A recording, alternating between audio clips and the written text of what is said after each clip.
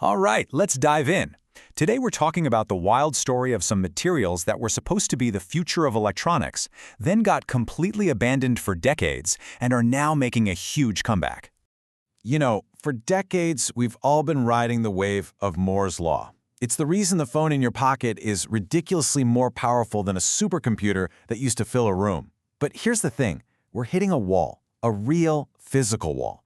We just can't shrink the parts on our silicon chips much more before they just stop working right. So how do we keep this tech revolution going? Well, the answer might be in a field called Spintronics. See, up until now, we've really only used one property of an electron to send information, its negative charge. It's basically an on-off switch.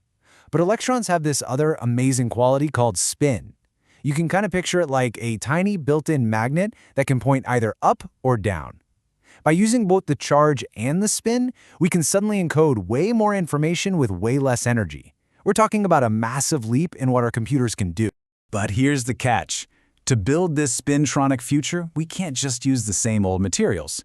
So scientists are on this huge hunt for something brand new, something with a very specific and very rare combination of talents. This right here is the holy grail for spintronics. You need a material that's a semiconductor. That's the stuff all our current electronics are made from. But it also has to be ferromagnetic. That's just a fancy word meaning it acts like a strong magnet, which is what you need to control that up or down spin of the electrons. The problem? Materials that are good semiconductors are almost never magnetic, and vice versa. Finding one that does both things really well has been this monumental, decades-long challenge. And that leads us to this strange class of materials that promise to be the perfect solution, right before all the research on them basically vanished for 30 years. This is the story of Rare-Earth Mononitrides, or RENs for short. Back in the 60s, there was this huge buzz about them and their potential. But then, from around 1980 to 2005, the whole field just went quiet. The challenges just seemed impossible. It's only recently, with brand new technology, that we're seeing this modern renaissance bringing them back into the spotlight. And you can totally see why scientists were so optimistic at first. I mean, look at this. On an atomic level, RENs have this beautifully simple, orderly rock-salt crystal structure. On paper, it looked absolutely perfect.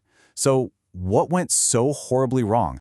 Well, it turns out that their biggest strengths were tangled up with their biggest weaknesses. And for nearly 30 years, these problems brought all the research to a screeching halt. This slide really shows you the heart of the problem. On one side, you have the promise, a material that's both magnetic and a semiconductor, the dream. But the reality was a complete nightmare.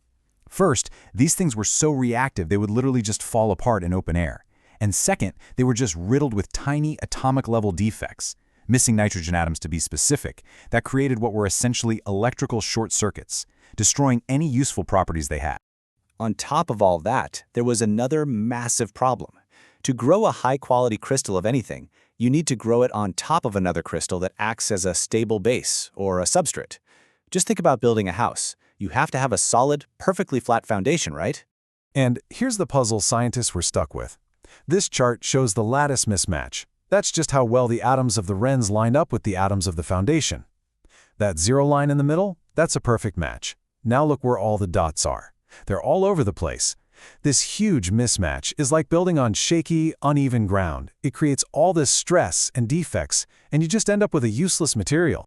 So for decades, RENs were seen as a total lost cause. They were too unstable, too flawed, and way too hard to grow. But then advances in technology gave scientists a whole new toolkit to come back and tackle these old problems.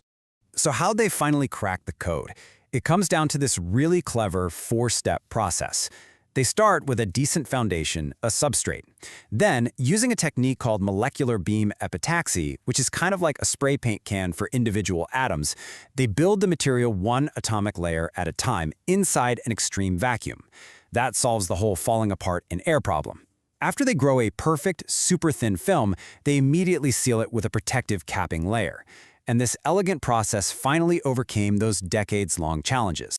And now that we can finally create high-quality, stable REN films, that incredible promise from the 1960s is back. And believe me, it's bigger than ever. So what does this actually unlock? We're talking about real-world applications. Things like spin injectors that could be the basis for quantum computers, super-sensitive magnetic sensors for medical imaging, and even a new kind of computer memory that doesn't lose data when you turn it off. Imagine a computer that boots up instantly. By integrating these materials with tech we already use, we could be on the verge of a whole new generation of devices. What's truly incredible now is the new level of control. This chart, for example, shows that as scientists change the size of the tiny crystal grains in the film, that's the horizontal axis, they can directly tune its magnetic properties on the vertical axis. This means they can literally engineer the material to have the exact behavior they need for a specific device. This is a level of precision that was just unimaginable a few decades ago. The researchers behind this breakthrough really summed it up perfectly. They wrote that these materials now show promise in applications as diverse as spintronics, infrared detectors. What this really tells us is that after all those decades lost in the scientific wilderness, these forgotten materials are finally ready to deliver on their original promise. And that brings us to a final, really exciting thought. The story of RENs shows how an old, abandoned idea can become revolutionary when the right tools finally come along. It makes you wonder, what other breakthroughs are already out there, just hiding in plain sight, waiting for their moment?